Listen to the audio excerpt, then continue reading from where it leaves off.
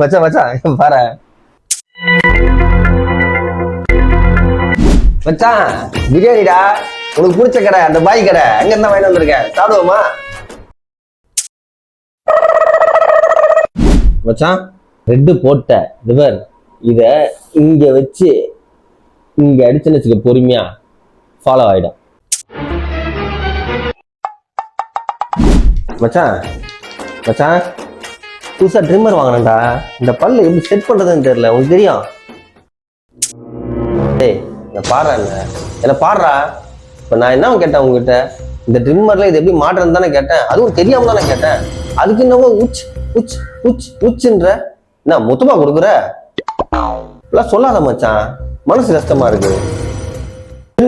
இருடா, இதுக்கே என்ன ஒரு டென்ஷன் ஆகுற? சரி விட்றா, இதுவும் சொல்ல மாட்டேன், விட்றா.